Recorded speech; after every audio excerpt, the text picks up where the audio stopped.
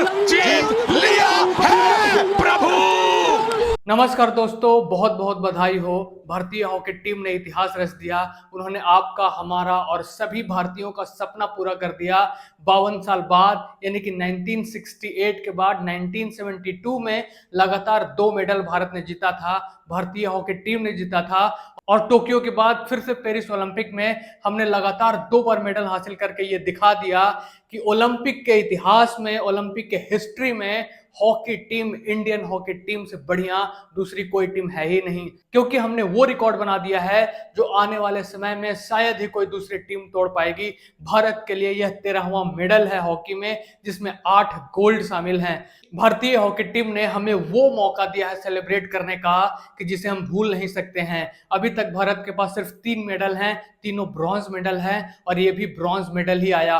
उम्मीद तो ये थी कि भारत सिल्वर मेडल जीत सकता है, गोल्ड भी जीत सकता है, क्योंकि जिस तरीके से भारतीय हॉकी टीम खेल रही थी। लेकिन दुर्भाग्य रहा कि जर्मनी ने हमें सेमीफाइनल में हरा दिया। और जो गम के बादल छाए हुए थे हम भारतीयों पर कल से, वो गम के बादल को भी भारतीय हॉकी टीम ने हटाया है। ये मेडल हम भारतीयों के लिए है, ये मेडल हमारे विनेश फोगाट के लिए है, ये मेडल उन सभी एथलीट प्लेयर्स के लिए है जिन्होंने बहुत संघर्ष किया। चाहे वो लक्ष्य सेन हो, चाहे मीराबाई चानू हो, चाहे वो मेंस शूटिंग में 4th प्लेस लाने वाले हो, आर्चरी में हो, बहुत सारे हमारे ऐसे एथलीट थे जिन्होंने बहुत मेहनत की। चाहे टीटी हो, 4th पे फिनिश करने वाले हमारे बहुत से प्लेयर हैं। लक्ष्य सेन द सेंसेशनल सेन है, मीराबाई चानू हैं, इस बार 4th पे फिनिश की। बहुत से ऐसे खिलाड़ी हैं जिनको ये मेडल डेडिकेटेड है। और हमारे सबसे जो फेवरेट हैं, श्रीजेश का ये फेयरवेल था, उनको भी ये मेडल डेडिकेटेड है। तो गम का बादल भारतीय हॉकी टीम ने हटा दिया है और अब फिर से भारत को 10 मेडल की तरफ बढ़ना है। नीरज चोपड़ा आज रात गोल्ड ला सकते हैं और उसके साथ साथ और भी हमारे प्लेयर्स हैं जो मेडल पक्का कर सकते हैं। आप देख सकते हैं कि जो भी हमारे इंडियन प्लेयर्स हैं, ये सारे प्लेयर्स, ये सब के सब हीरो हैं। जिस तरीके से ये हॉकी खेल रहे हैं पिछले 1 दशक से, बहुत कमाल का प्रदर्शन कर रहे हैं ये। भारत जो है, भारतीय हॉकी टीम जो है, उसको पछाड़ना अब इम्पॉसिबल हो चुका है ओलंपिक के इतिहास में। आप जब देखेंगे तो 1928 से लेकर के 1956 तक लगातार 6 गोल्ड मेडल भारतीय हॉकी टीम ने जीता था। ये वो स्वर्णिम काल था। उसके बाद हम लोग रोम ओलंपिक में सिल्वर लाते हैं, उसके बाद टोक्यो 1964 में हम लोग गोल्ड लाते हैं। लेकिन 1968 और 1972 लगातार, उस समय जो लास्ट था हमने ब्रॉन्ज जीता था, उसके बाद डिसकंटिन्यू हो गया था। और फिर से टोक्यो में हमने ब्रॉन्ज जीता और पेरिस में हमने ब्रॉन्ज जीता, यानी कि इस ओलंपिक में भी हमने ब्रॉन्ज जीता। ये भारतीय टीम का बहुत ही खूबसूरत टाइम चल रहा है। और खूबसूरत टाइम इसलिए भी है क्योंकि जो हमारे प्लेयर हैं, हरमनप्रीत सिंह, जर्सी नंबर 13, इन्होंने वो कमाल किया है हॉकी में। वो पेनल्टी शूटआउट, यानी पेनल्टी शूटआउट हो या पेनल्टी कॉर्नर हो, इस तरीके से गोल करते हैं कि आप दीवाने हो जाएंगे। मैं भी कोई हॉकी का बहुत बड़ा प्लेयर नहीं हूं, या मैंने भी हॉकी कभी खेला नहीं है। लेकिन जब से मैं वीडियोस बना रहा हूं पिछले 2 सालों से, जब मैं हॉकी को क्लोजली फॉलो कर रहा हूं, तो मुझे हॉकी से बढ़िया गेम आज तक कोई नहीं लगा। क्योंकि जो संघर्ष हॉकी की टीम ने किया है, जो एक तरीके से जो टीम खेलती है, जो सभी प्लेयर्स का कोऑर्डिनेशन होता है, वो शायद दूसरे किसी गेम में नहीं है। हॉकी जिस तरीके से पॉलिटिक्स का भी शिकार हुई, फिर भी हम लोग उभरे और अब फिर से वही स्वर्णिम काल भारत का आने वाला है। हो सकता था कि इस बार ही हम लोग जीत जाएं, स्वर्ण मेडल ले आए, लेकिन वैसा नहीं हो पाया। फिर भी हम सभी बहुत खुश हैं अपने हॉकी टीम के लिए। हरमनप्रीत सिंह ने बहुत अच्छा किया है, वो गोल उन्होंने किया, अपने टीम को लेकर के आगे चले और बहुत बढ़िया किया है।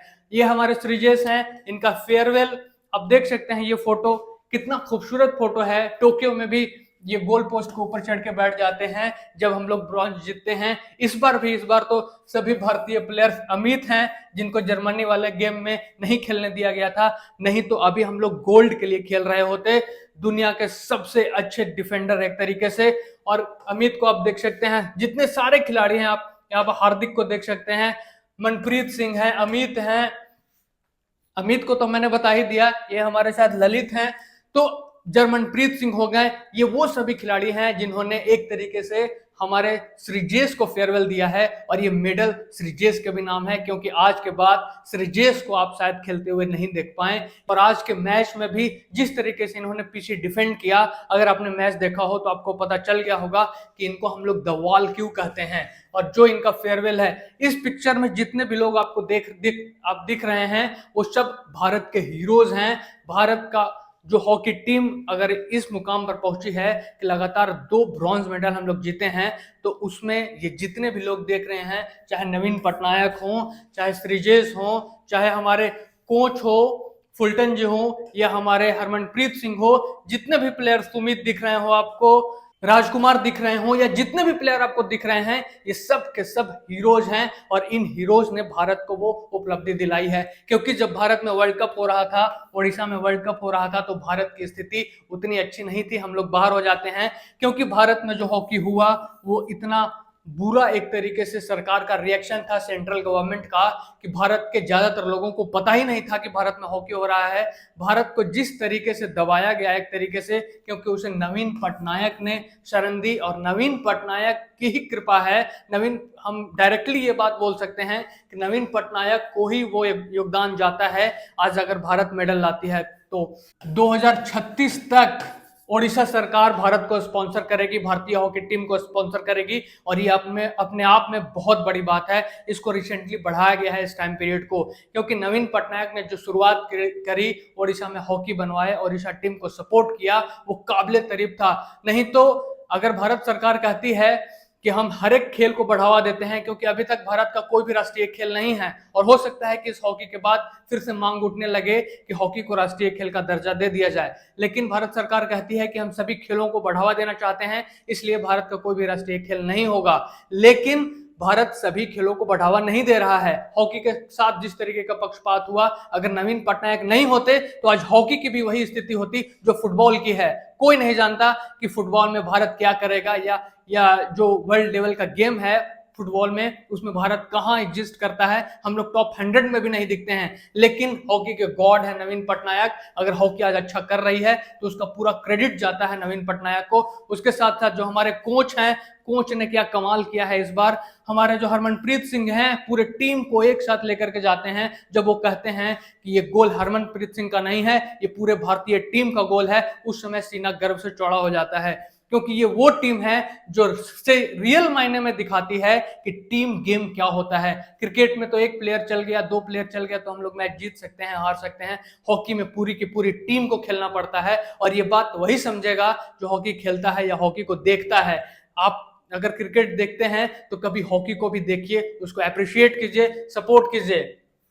उसके बाद हमारे जो श्रीजेश जी हैं, श्रीजेश के सामने ये सारे प्लेयर वाव कर रहे हैं, एक तरीके से उनको सम्मान दे रहे हैं, क्योंकि श्रीजेश ने वो काम किया है, द वॉल वाला काम किया है। श्रीजेश ने भारतीय टीम के लिए जो किया है, शायद आगे आने वाले समय में वैसा प्लेयर भारत को ना मिले। एक तरीके से सुपर हीरो वाला काम उन्होंने किया है। अगर आप कोई गोल बचाते हैं मतलब आप गोल करते हैं, और ये काम श्रीजेश सालों से भारत के लिए करते आए हैं, भारत के हीरो रहे हैं। चक दे इंडिया, आपने जो अगर मूवी देखी होगी तो हमारे श्रीजेश वो हैं चक दे इंडिया वाले। इनका ये लास्ट गेम था, क्योंकि इसके बाद आप श्रीजेश को नहीं खेलते हुए देखेंगे। ये हमारे लिए बहुत दुख की बात है, हम जैसे हॉकी फैंस के लिए बहुत दुख की बात है। इस पिक्चर में जितने सारे लोग आपको दिख रहे हैं, चाहे हमारे शूट आउट मैन हो, कोई भी पेनल्टी कॉर्नर हो, इनसे बच नहीं सकता। आज एक अगर पेनल्टी कॉर्नर का आपने गोल देखा हो तो प्लेयर के दोनों पैरों के बीच उन्होंने गोल किया। क्या कमाल का गोल करते हैं। हमें लगता है कि इस ओलंपिक में सबसे ज्यादा गोल करने वाले प्लेयर हैं, शायद 9 या 10 गोल इन्होंने किया है इसमें। हमारे कोच फुलटन साहब ने कमाल कर दिया, पूरे टीम को बहुत अच्छे से ले गए। हमारे जितने भी खिलाड़ी हैं सबका योगदान आज के मैच में बहुत अच्छा रहा। अगर आपने आज मैच देखा होगा तो मिडफील्ड के जो प्लेयर्स थे आज वो भी बहुत अच्छा कर रहे थे, डिफेंडर्स तो हमारे अच्छा कर ही रहे थे। हमारे जो जर्मनप्रीत सिंह हैं, ये क्या कमाल करते हैं, किस तरीके से आपको पूरे फील्ड में सब जगह मिल जाएंगे, चाहे रोकना हो बॉल को या बॉल को पास करना हो या हिट करना हो, इतना बढ़िया गेम दिखाते हैं। आज मजा आ गया भारतीय टीम को देखते हुए। इसी तरीके से हम चाहेंगे कि जितने भी हॉकी के लवर्स हैं वो हॉकी को सपोर्ट करते रहें, चाहे एक छोटा बच्चा हो या कोई वृद्ध हो या यंग पर्सन हो, हॉकी देखिए। इससे बढ़िया, इससे ज्यादा इंटरेस्टिंग गेम हमने तो कभी नहीं देखा। और जिस तरीके से हॉकी की टीम खेल रही है, इसको सबसे ज्यादा जरूरत है तो हमारे और आपके सपोर्ट की। हॉकी टीम जब जीते तो स्टेटस लगाइए, पोस्ट कीजिए, सब जगह सेलिब्रेट कीजिए अपने हॉकी टीम को, सपोर्ट कीजिए, ताकि अगली बार हम लोग फिर से सिल्वर या गोल्ड मेडल लेकर के आए। Thank you so much. जय हिंद।